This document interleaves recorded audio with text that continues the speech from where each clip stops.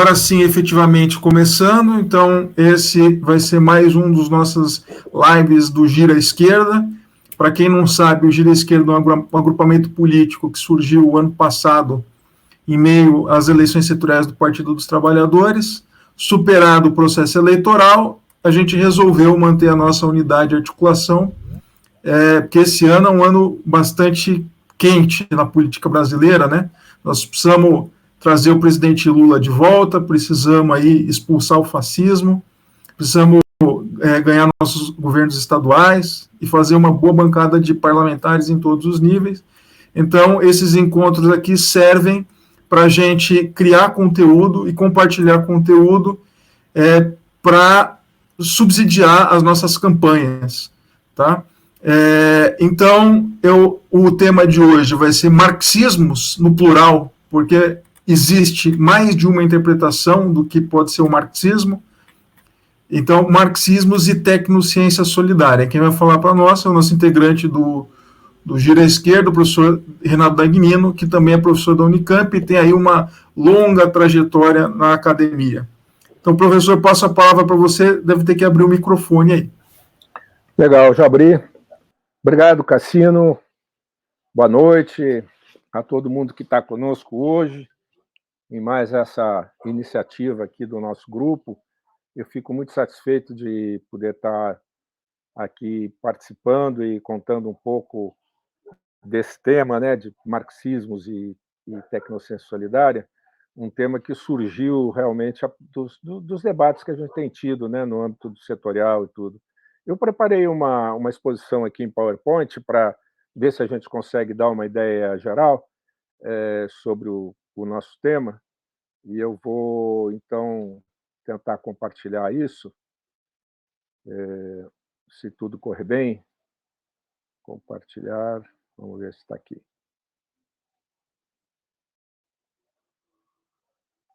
Está dando para ver? Está dando para ver aí, pessoal? Está dando sim. Tá. Está perfeito. Bom, então, esse é o tema, né? E aqui eu explico um pouco por que é importante refletir sobre esse tema, né?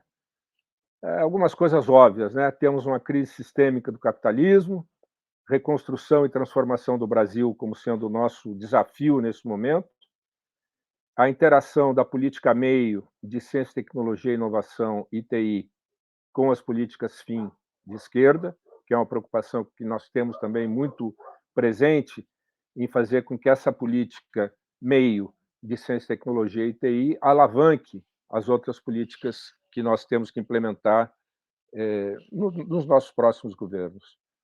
Aprofundamento analítico conceitual no âmbito dos militantes de esquerda, que acho que também é uma coisa que a gente verificou e consensuou, né, um consenso dentro do setorial que é necessário fazer. E, finalmente, essa sedução dos fazedores de política, da política de CTI e TI, para a nossa perspectiva do giro à esquerda. Então, eu acho que com isso eu justifico a nossa presença aqui. A visão de senso comum sobre o que é tecnologia e o que é ciência. Muitos de vocês diriam algo parecido com isso. Me ensinaram que a tecnologia é a aplicação da ciência. E a ciência é a verdade boa, neutra e universal, que avança sempre. E para que se aplica, então, a ciência, segundo essa visão de senso comum? Para produzir mais, melhor, mais barato e beneficiar a sociedade. É isso que aparece, então, como senso comum. Eu vou falar um pouco da história para desconstruir essa ideia de senso comum. E vou já dizer que muito do que eu vou falar é porque sabe mais o diabo por velho do que por diabo. Ou seja, muito do que eu vou falar aqui tem a ver com a minha experiência, com as leituras que eu fui fazendo e os temas que eu fui pesquisando ao longo do meu percurso. Vou ressaltar, então, nessa história, 4 momentos de insurgência contra aquilo que nós chamamos de tecnociência capitalista. Vou falar, então, desses 4 momentos: ludismo, Gandhi, tecnologia intermediária e tecnologia social no Brasil. O ludismo, como vocês sabem, é um movimento que decorre desse protesto por melhores salários e contra o desemprego, quando um grupo de trabalhadores liderado pelo Lud destruiu 63 teares automáticos que estavam sendo introduzidos. A resposta do governo britânico foi muito interessante. 12.000 soldados foram mobilizados para lutar contra os luditas, mais do que os enviados à Península Ibérica para lutar contra Napoleão. O parlamento aprovou uma lei que castigava com pena de morte a destruição das máquinas. Então, para ver como a burguesia, naquele momento, se opôs, né, a esse movimento. Marx escreveu que o movimento ludita deu um pretexto para a adoção dessas medidas reacionárias. Faltavam tempo e experiência para que os operários aprendessem a distinguir entre a maquinaria e o seu emprego pelo capital. Evidentemente, Marx escreveu isso muito depois do movimento ludita propriamente dito. Marx considerava que o progresso da tecnologia era a contribuição do capitalismo ao progresso humano. Engels considerou o ludismo contra-revolucionário. Era o pecado juvenil do movimento operário. O segundo momento que eu quero ressaltar é já na Índia, quando Gandhi introduziu na bandeira do país a roca. E dizia ele, a mensagem da roca é muito maior do que sua circunferência. Ela mostra que podemos viver sem ferir os outros e criar uma ligação indissolúvel entre os ricos e os pobres, o capital e o trabalho, o príncipe e o mendigo. Então, claramente, era uma utopia a ser construída em torno daquilo que vem a ser conhecido já na década de 70 como tecnologia apropriada ou como tecnologia intermediária. Na realidade, no início da década de 70, fruto da insatisfação de pesquisadores europeus com o que entendiam ser a maneira como a ciência estava sendo aplicada, surge o movimento da tecnologia apropriada. Na realidade, o livro mais significativo nesse momento, Small is Beautiful, do Ernest Schumacher, introduzia o tema no plano mundial. Vejam aí a quantidade de nomes que foram cunhados naquele momento, durante a década de 70, para designar essa ideia de uma tecnologia que utilizasse a ciência de uma outra forma, a serviço, então, de outro projeto político. Em 2003, aparece o conceito, a ideia de tecnologia social, na realidade aparece um pouquinho antes, mas ela se manifesta, ela se consolida nesse livro de 2004, Tecnologia Social, uma estratégia para o desenvolvimento, no âmbito da rede de tecnologia social. E nesse livro me pediram para escrever sobre o conceito de tecnologia social. Eu e mais 2 colegas fizemos uma análise das contribuições que estavam ocorrendo ou que haviam ocorrido no âmbito dos estudos sobre ciência, tecnologia e sociedade, mostrando como, a partir do conceito de tecnologia apropriada, era possível, utilizando essas contribuições, chegar a um conceito muito mais robusto, muito mais eficaz, que era justamente o marco analítico conceitual que a gente propunha para tecnologia social, algo bastante complexo, bastante rico do ponto de vista conceitual. Mas o conceito que terminou vingando foi esse que eu estou apresentando aí. Se vocês colocarem no Google tecnologia social, vai aparecer algo semelhante a isso. Considera-se tecnologia social todo produto, método, processo ou técnica criado para solucionar algum tipo de problema social e que atenda aos quesitos de simplicidade, baixo custo, fácil aplicabilidade e reaplicabilidade, e impacto social comprovado. É importante salientar que esse conceito de tecnologia social que acabou vingando, ele não se diferencia daquele que era proposto nos anos 70 sob o nome de tecnologia apropriada ou tecnologia intermediária ou qualquer um daqueles 20 e poucos nomes que eu mostrei há pouco. Começou a me preocupar questões do tipo: por que simplicidade e fácil aplicabilidade? E se for complicado e difícil, então não é tecnologia social? Não é uma tecnologia que possa alavancar, como diz o conceito, a problemas sociais? Baixo custo. E se for caro, se for alto custo? Há alguma empresa que vive sem subsídio para desenvolver tecnologia e baratear o seu produto quando barateia? Então, eu comecei a ficar cada vez mais insatisfeito com a maneira como nós estávamos tratando esse tema. E me perguntei por que nós avançamos tão pouco nesses 20 anos. Na realidade, essa pergunta acho importante a gente se fazer hoje, porque ela nos mostra, possivelmente, um caminho para trilhar no futuro, para fazer com que essas ideias possam avançar ainda mais. E uma coisa que me preocupa fundamentalmente é qual é o ator que mobiliza o processo de geração, no caso de tecnologia social, no âmbito cognitivo. Ele não aparece no conceito, mas, evidentemente, esse ator é a comunidade de pesquisa, são os pesquisadores, são aqueles que poderiam, em conjunto, desenvolver a tal da tecnologia social. Então, eu procuro responder nas transparências ou nos slides seguintes essa pergunta de como pensa esse ator. E inicio dizendo que quem trabalha em universidades e institutos públicos de pesquisa costuma ter um coração vermelho, ou seja, deseja uma sociedade mais justa, equitativa e ambientalmente sustentável. Tem também quem tem o coração cinza, e com a coerência que os caracteriza, eles possuem uma mente também cinza. E a empregam para que se siga produzindo um conhecimento que tem resultado em exclusão.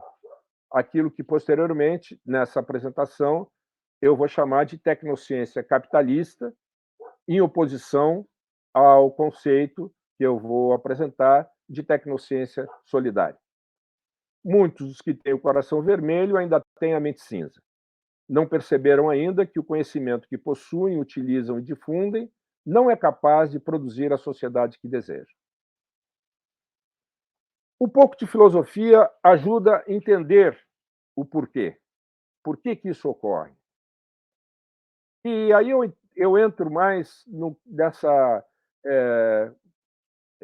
enfim, no tema dos marxismos, não é? Quer dizer, como é que se entende, então, a tecnologia dentro dessas visões que a filosofia da tecnologia nos apresenta? Então, para apresentar essas visões, eu vou tomar um eixo na vertical, que eu chamo de eixo da neutralidade, e na horizontal, o eixo do controle social. Então, tudo que está para cima significa que são concepções que entendem a tecnologia como sendo neutra, para baixo, como sendo a tecnologia condicionada por valores, para a direita, a tecnologia passível de ser controlada, e para a esquerda, a tecnologia dotada, ou o desenvolvimento tecnológico dotado de uma muito clara autonomia. Nossos colegas de coração vermelho e mente cinza, que me atrevo a provocar, não são iguais. Há dois tipos nas nossas instituições. Existe um tipo que diz que, está aí vestido de cientista, né? A ciência é boa e verdadeira, mas se a sociedade usá-la sem ética, para o mal, o problema não é meu. Esse é o tipo 1.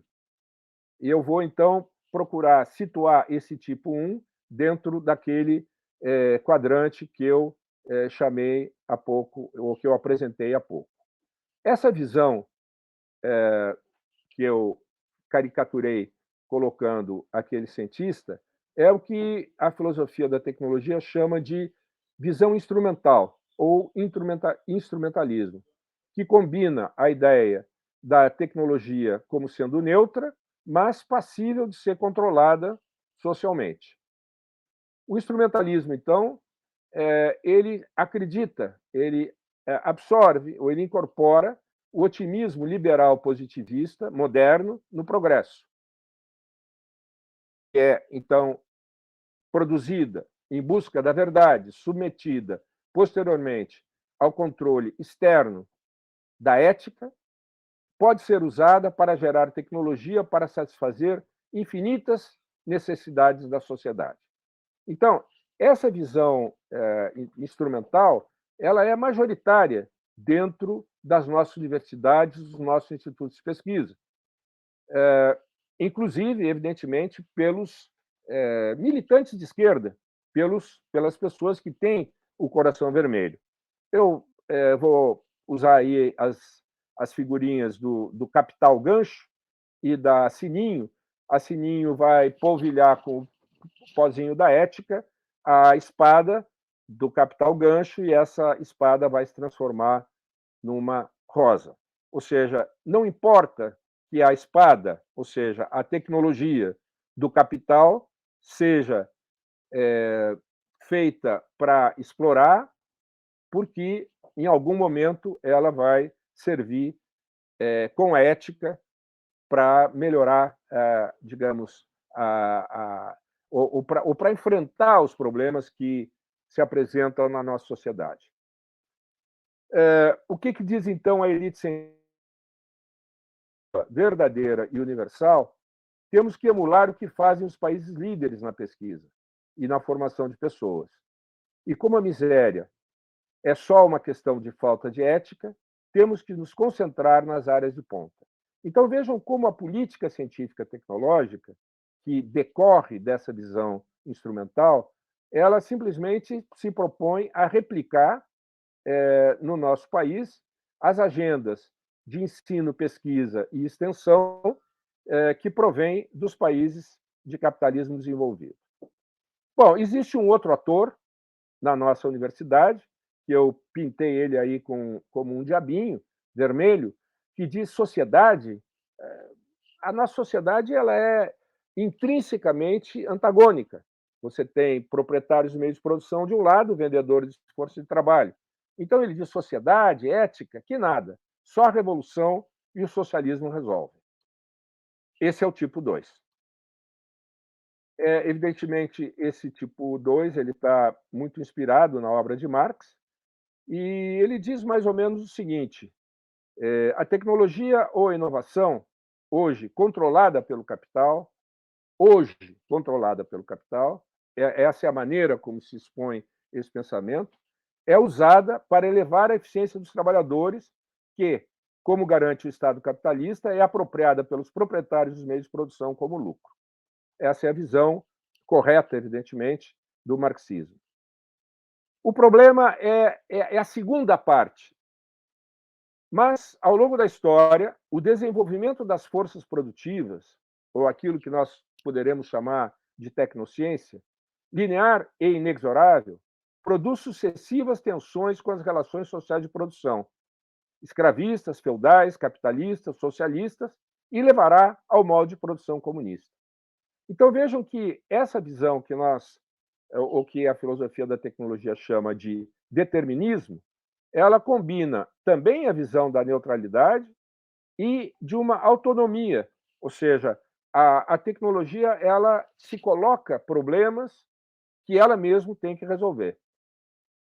Essa visão também é bastante otimista, é o otimismo da esquerda marxista convencional, ortodoxa, que diz que a tecnologia empurra continuamente a sociedade mediante exigências de eficiência e progresso que ela própria estabelece. Por isso, o conceito de determinismo. A mesma tecnologia que hoje oprime a classe trabalhadora, amanhã, quando apropriada pela classe trabalhadora, a liberará e conduzirá ao socialismo. Então, de novo, para deixar mais claro o que eu estou querendo argumentar, vamos chamar o Capital Gancho e vamos chamar agora o Lenin Pan. Por que o Lenin Pan? Porque Lenin foi, em grande medida, quem introduziu essa visão da neutralidade da tecnologia para a construção do socialismo na União Soviética. Nesse caso, a Sininho polvilha com a mudança social, polvilha com relações sociais de produção já socialistas. Essa espada vai trocar de mão e o Peter Pan vai construir o socialismo com a tecnologia capitalista. Essa visão ela resulta, em termos de política de ciência e tecnologia, nessa colocação. Estamos, como militantes, trabalhando pela revolução e o socialismo. Mas, enquanto ela não vem, ou enquanto a gente não consegue implementar o projeto socialista, vamos produzir ciência e tecnologia de qualidade. Vamos fazer o que quer a elite científica. Afinal, ela é que sabe de ciência e tecnologia. Então, essas duas visões, como nós vamos argumentar depois, elas terminam concordando em termos do que deve ser a política de ciência, tecnologia e inovação. A quarta visão, também de inspiração marxista, ela reconhece a não neutralidade da tecnologia, ou seja, ela discorda do instrumentalismo, discorda do determinismo, no sentido de entender a ciência como a tecnologia como condicionada por valores. Essa visão, que nós chamamos de substantivismo, é uma crítica marxista, pessimista, da escola de Frankfurt. E nos diz que valores e interesses capitalistas incorporados na produção da tecnologia condicionam sua dinâmica e impedem seu uso em projetos políticos alternativos. Então, vejam que é quase como se não houvesse possibilidade de chegar ao socialismo ou a uma sociedade melhor em função dessa contaminação da tecnologia com os interesses e valores do capital. Ainda nessa brincadeira de desenho animado, a tecnologia, diria a visão substantivista da escola de Frankfurt, não é como a espada do Capital Gancho. Se o Lenin Pan pegar a espada, não poderá lutar contra o capital. A tecnologia, então, é como uma vassoura de bruxa. Será que a vassoura da bruxa boa pode voar com a vassoura da bruxa má? Uma bruxa boa já tentou, ou seja, já se tentou construir o socialismo com a tecnologia capitalista.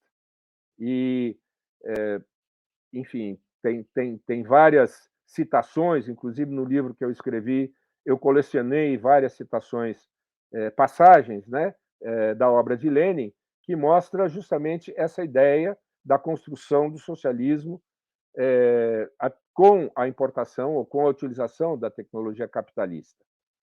Mas parece que não tem jeito.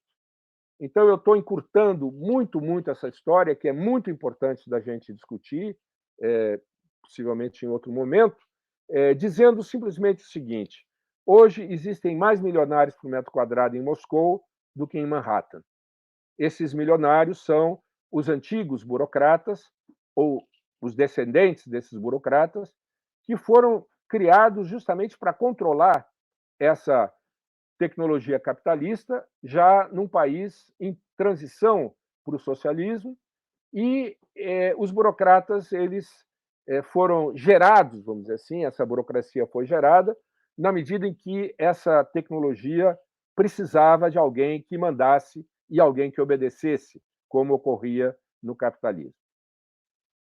Finalmente, a última visão, ela reconhece a ideia, ou reconhece a noção de que a tecnologia é condicionada por valores.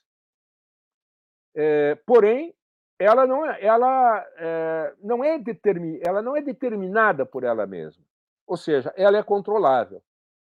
E a maneira de controlar é justamente o que nós chamamos de adequação sociotécnica. Essa postura engajada e otimista, diferentemente da visão do substantivismo, a tecnologia é uma construção social, pode ser reprojetada mediante a politização e internalização de valores e interesses alternativos nas instituições onde é produzida. Pluralidade, controle democrático interno e a priori. Então, vejam que há uma contraposição em relação à visão instrumental do controle externo e a posteriori.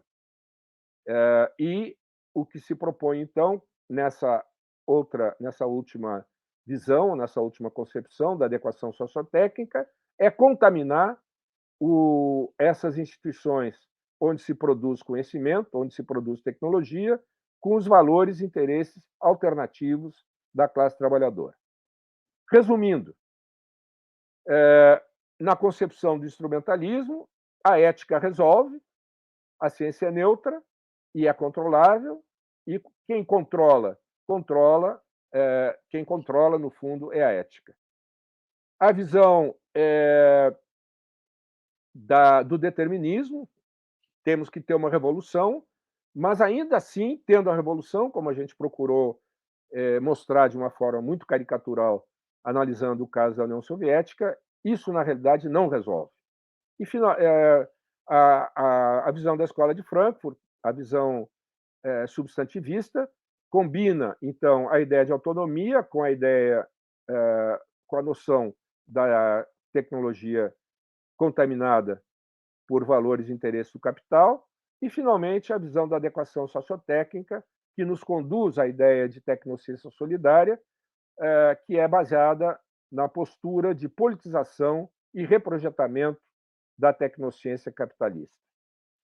Nem ética nem revolução poderão fazer que a tecnologia que temos deixe de causar desigualdade, alienação e degradação. Acreditar no contrário terá um resultado desastroso. Então, com essa afirmação, eu um pouco encerro esse rápido percurso sobre as ideias do marxismo tradicional, ou convencional, ou ortodoxo, e do marxismo contemporâneo, que entende a tecnologia de uma outra forma. Mudando bastante de assunto, eu coloco essa pergunta: será que nós devemos ainda falar de ciência e tecnologia? Quer dizer, até agora nós estamos tratando da tecnologia, tal como fazem os filósofos marxistas contemporâneos, mostrando essa necessidade de alguma coisa, de alguma crítica que está naquele quarto quadrante que eu apelidei de adequação sociotécnica. Na realidade, os filósofos da tecnologia contemporâneos, marxistas, não usam esse termo. Esse conceito foi inventado por nós mesmos, né? Mas, num outro âmbito, existe uma discussão muito importante a respeito da conveniência de se manter essa ideia de ciência e tecnologia como duas coisas separadas. E, por outro lado, uma visão cada vez mais generalizada de que é necessário abandonar esse tratamento em separado e falar em tecnociência. Eu vou dar simplesmente alguns elementos que fundamentam essa proposição. Do que se gasta em pesquisa hoje no mundo, 70% é gasto na empresa. Os 30% restantes, que são gastos em instituições públicas, também estão a serviço das empresas. Com isso, eu estou procurando mostrar duas coisas. Primeiro, a importância das empresas na dinâmica tecnocientífica mundial e, sobretudo, das empresas multinacionais. Ou seja, 50%, a metade do gasto de pesquisa feito no mundo se faz em empresas transnacionais. E o que fazem essas empresas? Elas fazem ciência ou elas fazem tecnologia? Nós, na universidade, o que estamos fazendo? Ciência ou tecnologia? Na realidade, eu poderia argumentar de uma maneira mais detalhada, mas simplesmente vou deixar isso como uma afirmativa. Nós fazemos tecnociência, seja nas empresas, seja nas universidades, institutos de pesquisa.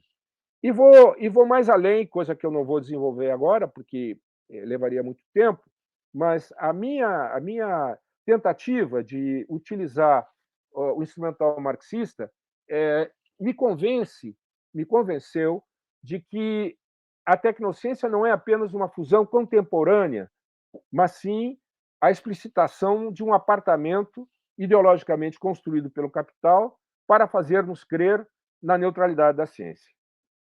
Esse tema acho também muito importante a gente aprofundar em outro momento. Bom, seja como for, atualmente são as empresas que alavancam o que ainda chamamos de ciência. Vou entrar agora no que ocorreu a partir disso que eu acabei de contar. O que essa minha insatisfação com o marco analítico conceitual herdado me levou a fazer? Então, eu procurei analisar, a partir do instrumental marxista, como é que se dá a geração do conhecimento para a produção de bens e serviços. Imaginando, então, a partir do que ocorre no capitalismo, o que ocorreu sempre na história da humanidade. Então, procurei conceber um conceito genérico e ahistórico de conhecimento para a produção de bens e serviços. Ou seja, eu entendi que aquilo que nós temos hoje, e que já não chamamos de ciência e tecnologia, mas sim tecnociência, é algo que sempre existiu, porém não com esse nome. Como eu disse, pegando as categorias, então, que a gente trabalha na visão marxista, eu imaginei um processo de trabalho. Um processo de trabalho onde se produz bens e serviços, e sempre nesse processo de trabalho vai ter um ator que controla esse processo. E esse ator que controla o processo de trabalho vai intervir sobre esse processo de trabalho, modificando o produto gerado, sempre que seja possível ocorrer uma apropriação do resultado material da sua intervenção. É claro que, em torno de um processo de trabalho, onde quer que ele se situe, vai haver um contexto socioeconômico, um acordo social, e eu vou, então, chamar a atenção de que, quando ocorre essa intervenção do ator que controla o processo de trabalho, e quando essa intervenção permite uma modificação no produto gerado, que pode ser apropriado pelo ator que controla esse resultado material, quando, enfim, essa intervenção é bem sucedida, ocorre uma decorrência cognitiva, ou seja, ocorre a geração de um conhecimento para a produção de bens e serviços. Então, veja, eu estou querendo chamar a atenção de que a tecnociência não é algo ex ante, não é algo que ocorre antes da intervenção do ator que controla o processo para que ele possa obter e se apropriar de um resultado material. A tecnociência, então, é uma decorrência cognitiva. Vai haver um resultado material e uma decorrência cognitiva. É claro que existe, então, uma interação, né, entre o que ocorre no espaço produtivo, onde está o ator que controla o processo de trabalho atuando sobre ele, e o contexto socioeconômico e o acordo social intermediado pelo Estado, e isso leva, então, dessa interação que surgem as características da tecnociência.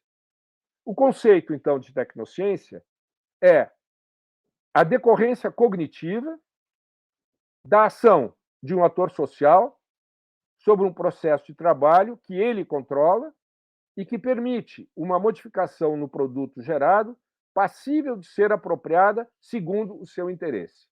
Então, vejam como esse conceito torna presente o ator social, coisa que lá naquela primeira definição de tecnologia, aplicação da ciência para produzir melhor, mais barato, etc., etc., aquela concepção ingênua, ela é desconstruída, uma vez que eu consigo identificar claramente um ator social, um processo de trabalho, controlado por ele.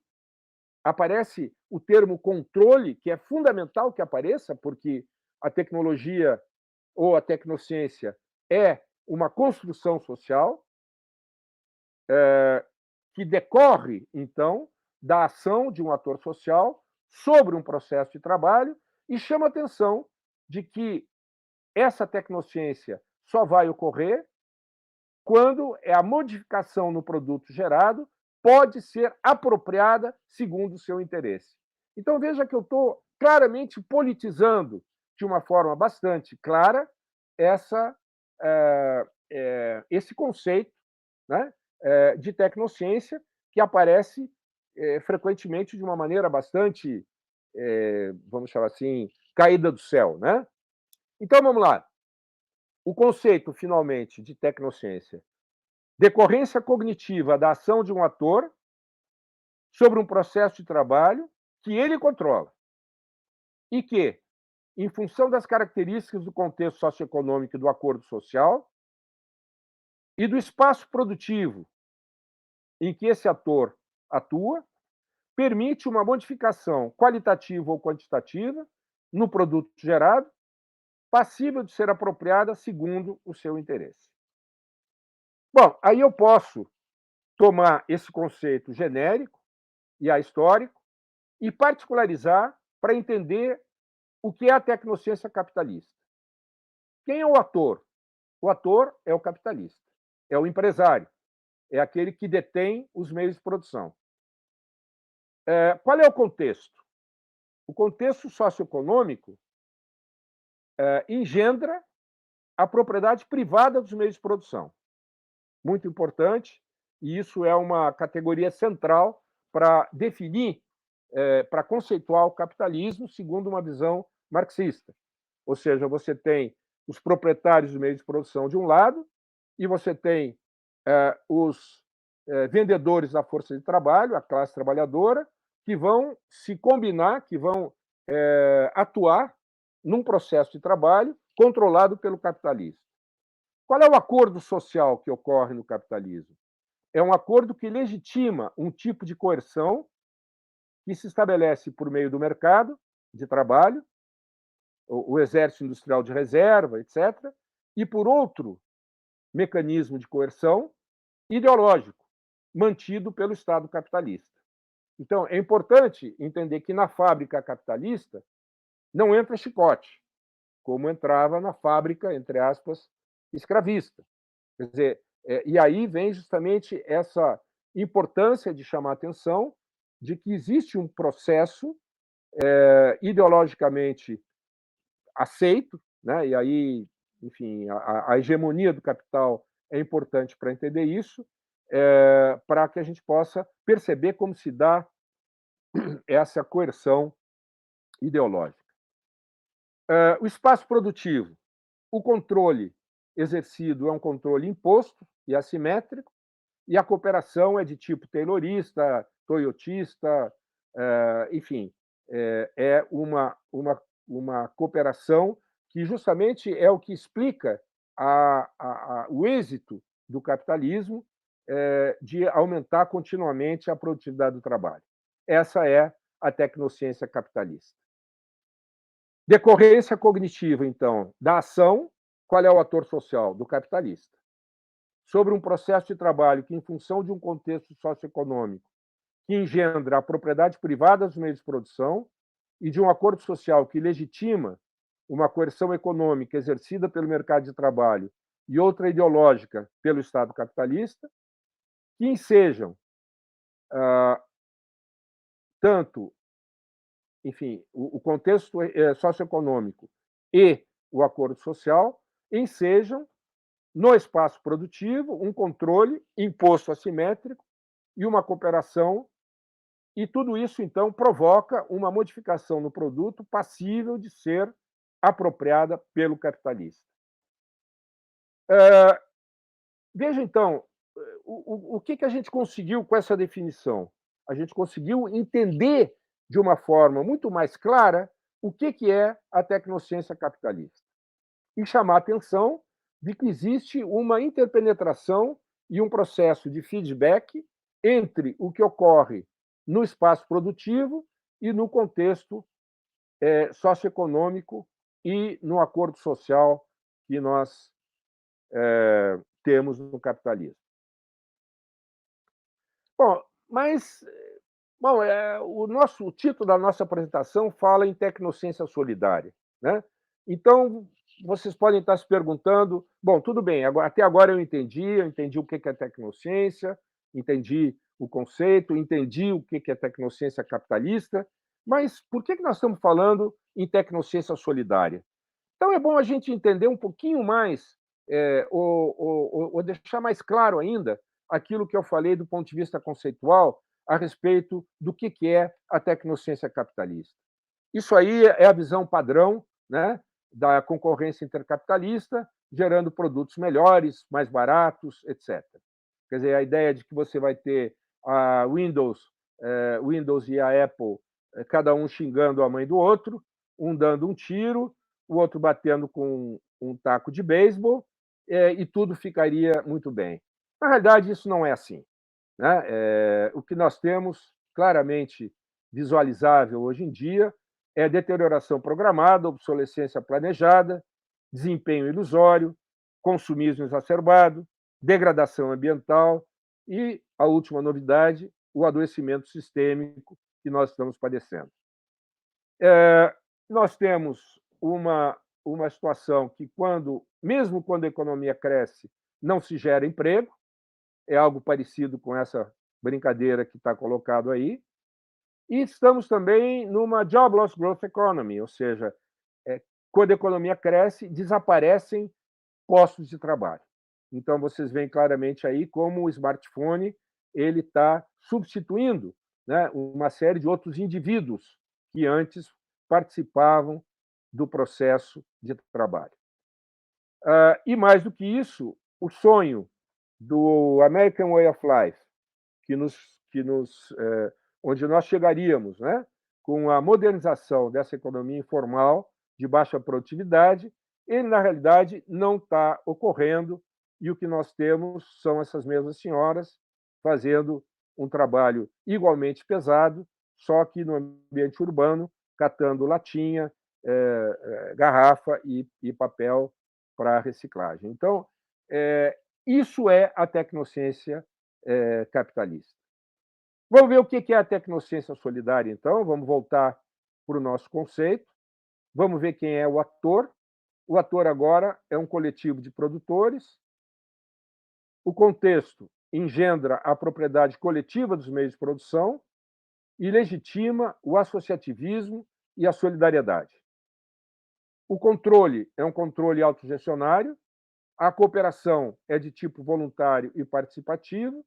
Então, vejam que nós estamos agora tratando de um processo de trabalho que ocorre sob outras condições, seja no contexto socioeconômico, seja no espaço produtivo. Da mesma forma, particularizando, então, o conceito de tecnociência para a economia solidária, decorrência cognitiva da ação de um coletivo de produtores sobre um processo de trabalho que, em função de um contexto socioeconômico que engendra a propriedade coletiva agora dos meios de produção e de um acordo social que legitima o associativismo, que ensejam, no ambiente produtivo, um controle autogestionário e uma cooperação voluntária e participativa. Tudo isso provocando uma modificação no produto, cujo resultado material pode ser apropriado segundo a decisão do coletivo, ou seja, dos integrantes do empreendimento solidário.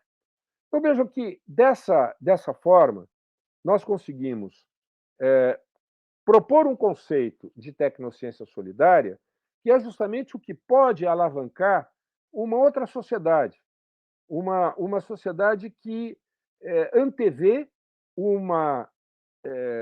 digamos, uma micro-sociedade, né? Um microcontexto da economia solidária que nos permite antever o que poderia ser algo para além do capital. Bom, mas o meu companheiro aqui ficou surpreso com essa palavra empreendimento solidário. E aí eu digo, bom, aí te convido a entender por que a esquerda vem abraçando a ideia de economia solidária.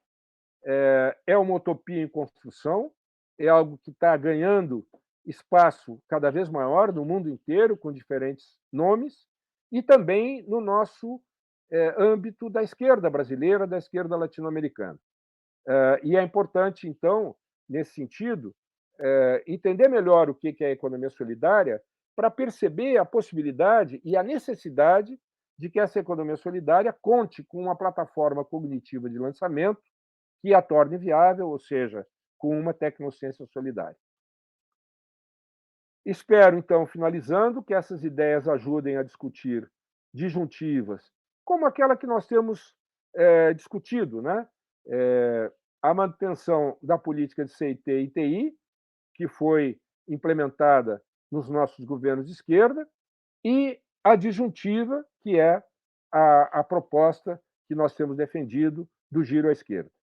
E também a proposta econômico-produtiva da reindustrialização, baseada, então, na manutenção do subsídio às empresas privadas, esperando que elas gerem emprego e salário e, portanto, bem-estar e desenvolvimento, e a proposta alternativa, sem ser excludente, que nós estamos trabalhando, da reconversão industriosa baseada na economia solidária. Bom, com isso eu termino, agradecendo muito a atenção de vocês e me colocando também à disposição e ansioso por ouvir o comentário da Ieda e os comentários de todos os que estão nos acompanhando. Muito obrigado. Então, pessoal, agora, então, são 19h54, a gente começou às 19h05, mais ou menos. Então, vou pedir para a Ieda, que leu o texto do professor Dagnino, que deu base nessa apresentação, façam os seus comentários aí em 10 minutos. Então, começando agora às 19h54, vai até 25, mais ou menos, 20h05. E aí a gente abre para meia hora aí de perguntas, tal, esclarecimento, e a gente tenta colocar como teto para a gente encerrar o nosso debate 8h30, tá? Que a gente fica com 1h30 de aula, de apresentação. Eu acho que está de bom tamanho, pelo menos é o que a gente tem tentado fazer nas outras agendas similares a essa. E, professor, já tenho pergunta, já me inscrevo aí para fazer uma pergunta aí em cima dessa sua apresentação. Mas, Ieda, então, passo a palavra para você. Obrigada. Boa noite a todos. De uma certa maneira, eu até tenho medo de estar com essa responsabilidade, porque talvez eu não saiba perguntar assim a fundo tudo o que precisava. Então, eu vou fazer assim, eu não vou comentar, eu vou fazer perguntas para o professor em determinados, como a gente não tem muito tempo, tal, eu gostaria de fazer perguntas no sentido mais real das coisas que vai estar acontecendo agora. Por exemplo, como a gente poderia fazer hoje, olhando pela tecnociência solidária, eu vou dar um exemplo que aparentemente é pequeno em termos de Brasil e um outro que não é, e é complicado, só para a gente entender se a gente poderia, no seu entender, ou se ainda não chegou essa hora, da gente fazer um controle dessa maneira, por empreendimento solidário. Por exemplo, nós tivemos agora recentemente o problema das fábricas da Ford fechadas, tal. A gente teria condição hoje de, por exemplo, chegar e falar, não vai fechar nada, nós vamos aqui, nós temos todo esse bando de gente que já trabalha há anos, sabe fazer tudo que rola por aqui, tem os caras já específicos, tal, nós vamos fazer, nós vamos tocar essa firma. A gente conseguiria fazer isso em muitos empreendimentos, assim, dependendo desse conhecimento científico e técnico que já está ali impregnado e já está em andamento, dependeria de uma coisa, ninguém trabalha sem dinheiro. Então, existem hoje, principalmente após a pandemia, eu sinto que existe hoje mais uma boa vontade em financiamento de empreendimentos, até por essas pessoas aí que são filantropos e tal, eles estão um pouco mais assim, porque foi escandaloso o aumento de dinheiro que eles conseguiram, porque só meia dúzia tinham determinados produtos que o mundo inteiro precisou, sem sair de casa e ficando lá, então teve isso. A gente conseguiria fazer isso no Brasil de hoje, tão estragado, tão, sabe, desconjuntado como está, em alguns desses setores, professor? Por exemplo, vamos pegar o exemplo da Ford mesmo, porque ela ilustra algo que seja menor em termos de Brasil, né? Isso, eu sei que isso é só em termos de capitais também, só onde tinha fábricas, estruturas e tal, mas a gente conseguiria fazer isso? E como a gente poderia fazer? Ou a segunda alternativa também seria, nós sabemos que o Estado brasileiro, ele é muito mais jogado assim para falar que está tudo deteriorado de dinheiro, o cofrinho está vazio e tal, mas é porque estão roubando para outros negócios, estão passando para os acionistas, está uma festa da uva. A gente não tendo essa festa da uva, tendo uma direção controlada, a gente conseguiria fazer, mesmo com o dinheiro do Estado, a gente conseguiria fazer e financiando assim aos poucos e fazendo um dia de cada vez, a gente conseguiria chegar lá?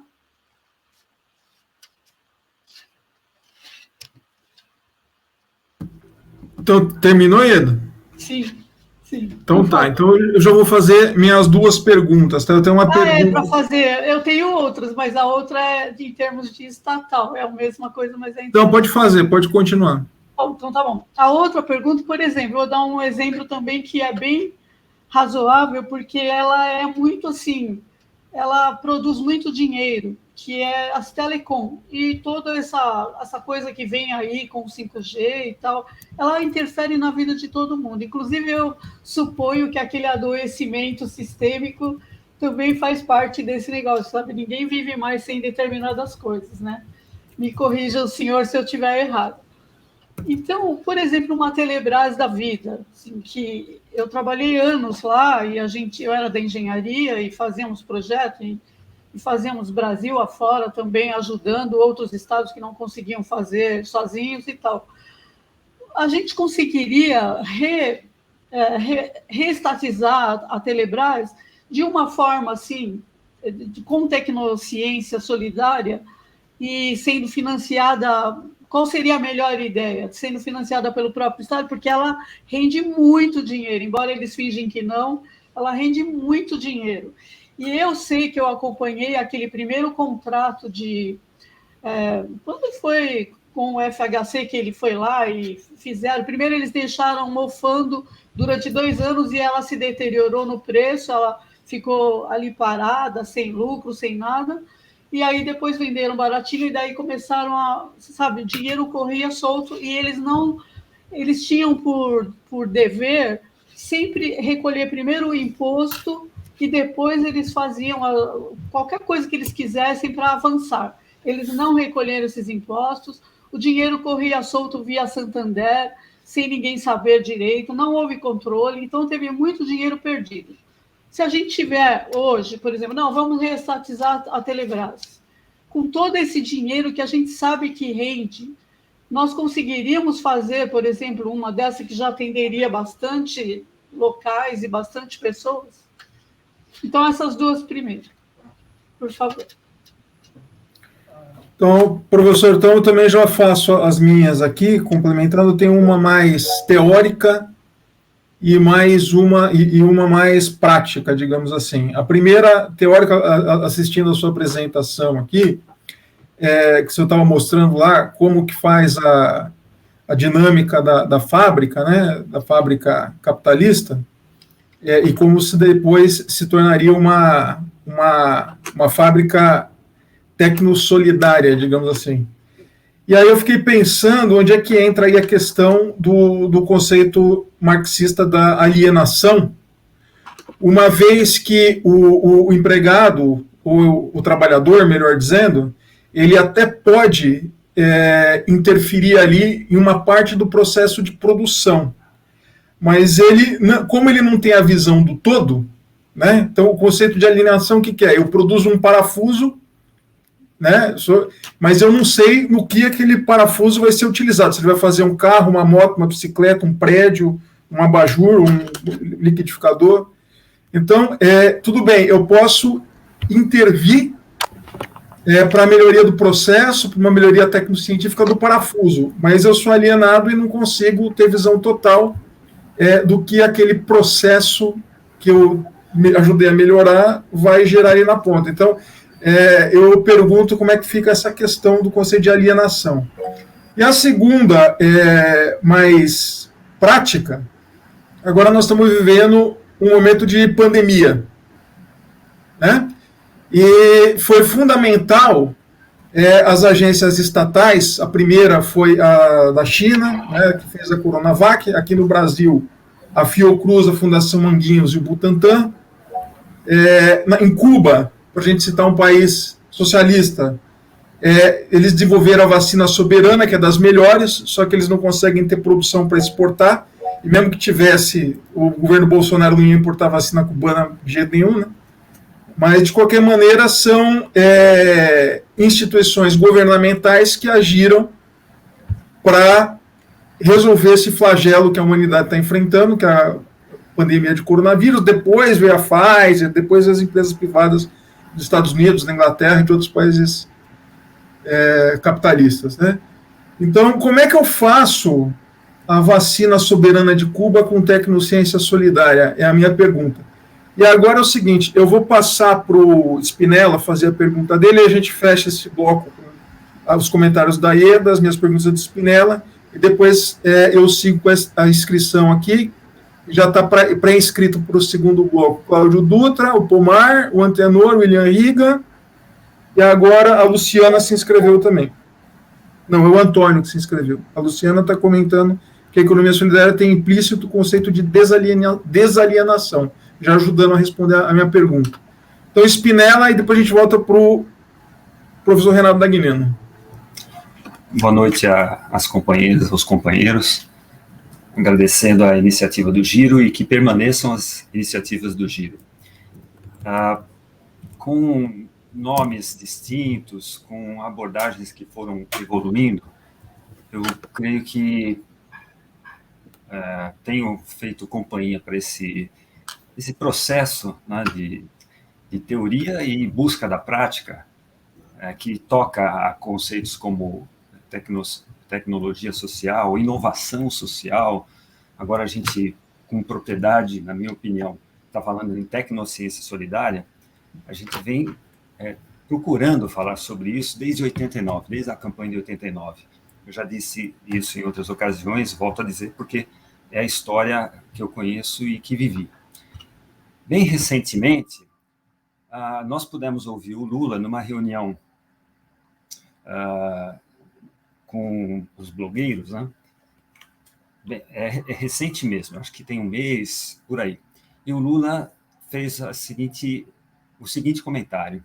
Ele disse, eu tenho ouvido especialistas, e a gente pode extrapolar dizendo que todos nós, sendo ou não especialistas, seja lá no que for, nós temos ouvido várias especialistas ao longo da história.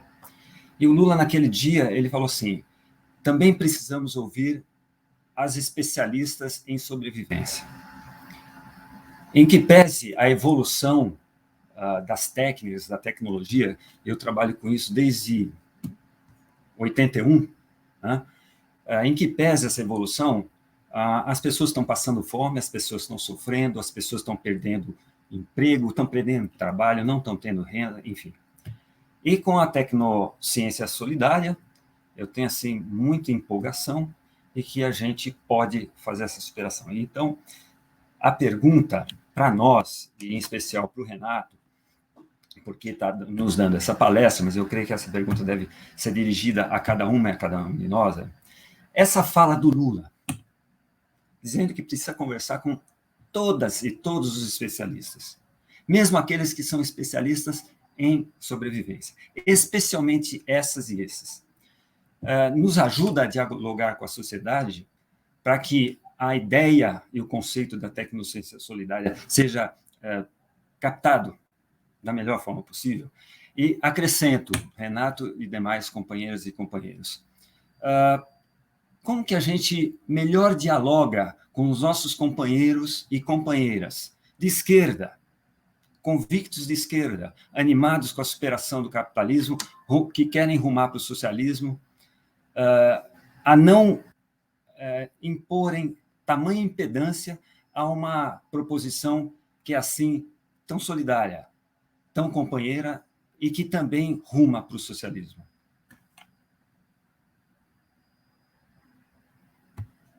Espero que vocês tenham podido me ouvir bem, que eu nem perguntei se estavam ouvindo. Então, Dagnino, devolvo a palavra para você. Tá legal, muito obrigado. Muito instigante